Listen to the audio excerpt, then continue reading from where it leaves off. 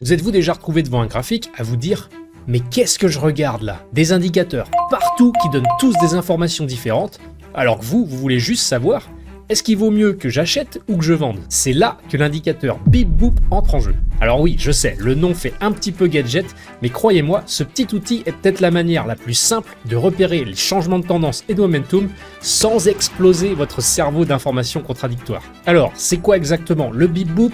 Qu'est-ce qui le rend si différent d'un MACD classique? Et surtout, comment pouvez-vous vous en servir pour prendre de meilleures décisions dans votre trading? On voit tout ça ensemble dans cette vidéo, c'est parti. Alors, le Bip Boop, c'est un indicateur personnalisé créé par le gars de la chaîne YouTube Trading Rush. Et à la base, c'est une version simplifiée du MACD. Si vous ne connaissez pas le MACD, pas de souci. En gros, c'est un indicateur qui mesure le momentum. Il cherche à savoir est-ce que le marché accélère vers le haut ou vers le bas. Et il fait ça en comparant deux moyennes mobiles exponentielles. Le Bip Boop reprend cette idée mais la rend hyper simple. Plutôt que d'afficher la ligne du MACD, la ligne de signal et l'histogramme du MACD comme c'est le cas en bas de l'écran, le Bip Boop, que je viens maintenant d'ajouter en dessous, vous donne juste un histogramme binaire. Genre littéralement, le momentum est positif, barre verte, le momentum est négatif, barre rouge. Mais là où ça devient intéressant, c'est que ces signaux sont filtrés par une moyenne mobile de tendance, en général une EMA 50. Donc vous recevez un signal uniquement quand la tendance et le momentum sont alignés. Barre verte plus prix au-dessus de l'EMA 50, gros signal haussier. Barre rouge plus prix en dessous de l'EMA 50, gros signal baissier. Et tout ça, c'est représenté de manière très visuelle en un seul indicateur. En fait, c'est un peu comme un feu tricolore pour vos trades. Simple, visuel et efficace. Et cet indicateur, jusqu'à hier, il n'était plus disponible sur TradingView. Il y avait des versions modifiées du Bip Boop, mais le Bip Boop original comme inventé par Trading Rush, eh bien il n'était plus dispo. Par chance, j'avais encore le code, je l'ai donc réintégré à TradingView et publié. Vous pouvez donc le chercher dans la liste des indicateurs en tapant Bip et vous verrez, c'est celui ici publié par Opsid. Et apparemment, ça a fait des heureux puisque depuis que je l'ai publié, j'ai été spammé de notifications et de likes. Je vous propose donc de faire un petit match entre le MACD et le Bip Boop afin de voir lequel est capable de mieux détecter et surfer du momentum haussier ou baissier. On va donc créer une stratégie de trading et commencer par tester le MACD sur un actif qui traîne beaucoup comme le Bitcoin par exemple. Et on va tester la stratégie suivante uniquement basée sur le MACD. On va dire si l'histogramme du MACD est positif sur un graphique un jour, alors on achète.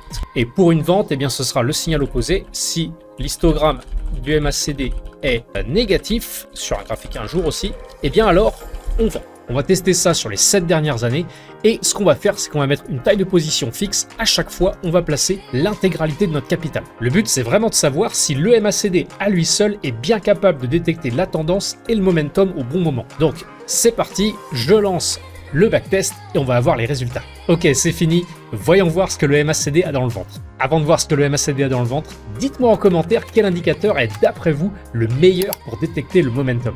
Ok, on passe au résultat.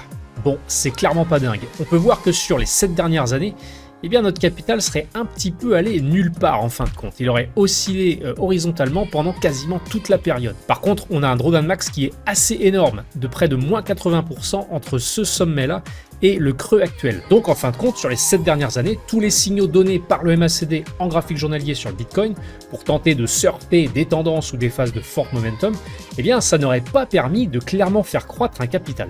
Alors, je sais bien qu'un seul indicateur ne peut pas se suffire à lui-même, mais si un indicateur tel le MACD qui est censé détecter les phases de momentum n'est vraiment pas capable en fait de vraiment faire la différence sur du long terme entre des phases haussières ou baissières, ou tout du moins que essayer de surfer ces différentes phases, eh bien ça ne mène nulle part, cet indicateur est-il vraiment utile ?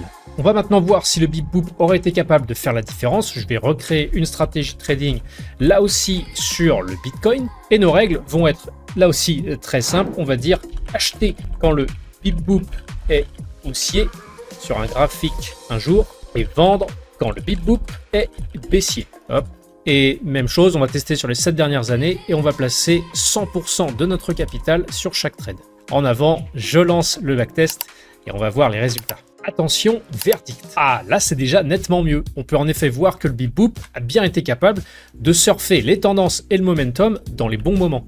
Car on a une performance qui n'a rien à voir avec celle du MACD. Là, on est sur 1680% de perf sur les 7 dernières années. Vous pour un drawdown qui est par contre lui à peu près dans les mêmes ordres de grandeur, même si un peu inférieur à moins 65%. Donc le Bip Boop a bien fait son travail, en tout cas l'a mieux fait que le MACD, et dès lors il était plus pertinent de faire confiance au signal vert ou rouge du Bip Boop sur l'histogramme plutôt qu'à l'histogramme vert ou rouge du MACD. Car, pour rappel, chacun de ces indicateurs ne peut pas à lui seul être une stratégie de trading, mais généralement ils sont utilisés pour donner un biais haussier ou baissier. Et en l'occurrence, pour avoir un biais haussier ou baissier, sur le Bitcoin, sur les 7 dernières années tout du moins, le Bip Boop faisait nettement mieux que le MACD. On peut même tester sur des petites unités de temps comme le 1 heure si ça vous dit. Allez, c'est reparti, on lance un test. On va dire en graphique 1 heure, acheter quand l'histogramme du MACD est positif, vendre quand il est négatif. On va aussi tester sur les 7 dernières années. Là, on va placer non pas 100% du capital, car sur une petite unité de temps, ça fait quand même beaucoup. On va dire qu'on va placer les 5% de notre capital.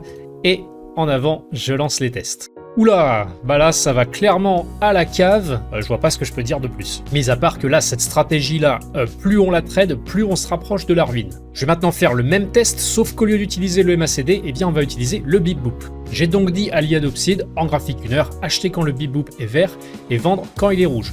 Et c'est parti, je lance le test. Et il faut savoir que des tests comme ça, là, de suivi de tendance et de momentum sur des petites unités de temps, c'est pas du tout un exercice facile pour ce type d'indicateur.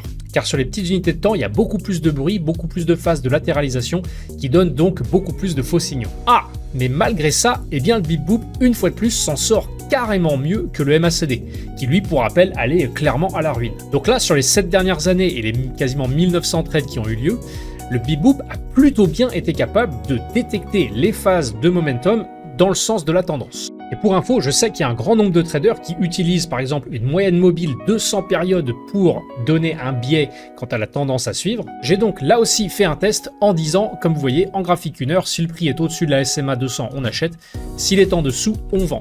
Et les résultats, bah certes, ça fait mieux que le MACD qui lui va complètement à la ruine, mais ça fait pas aussi bien que le Bip Boop. Je sais que chacun a ses propres indicateurs pour les aider à détecter la tendance ou avoir un biais, mais si jusqu'ici vous étiez en galère et ne savez pas trop quel indicateur utiliser, eh bien vous pourriez bien essayer d'utiliser le Bip Boop et voir ce que vous pouvez en faire. Si vous en avez marre des faux signaux, des setups qui partent dans tous les sens, mais que vous voulez un interrupteur simple et quelque chose de visuel et logique, eh bien le Bip Boop pourrait très bien être fait pour vous. N'hésitez pas à le tester, que ce soit sur TradingView ou sur la plateforme Opsid. Vous pouvez aussi, bien entendu, et c'est ce qui est recommandé, faire des croisements de conditions. Par exemple, vous souhaitez que le Bip Boop soit haussier ou baissier sur une unité de temps en particulier et qu'il y ait un autre signal sur une autre unité de temps venant d'un autre indicateur ou d'une autre condition. En bref, faites-vous plaisir, testez-le et observez comment il peut vous aider à prendre de meilleures décisions. Et si cette vidéo vous a été utile, n'hésitez pas à liker, à partager et à vous abonner, ça nous fera très plaisir. On se retrouve très bientôt pour d'autres outils de trading comme celui-ci. D'ici là, bonne continuation, ciao!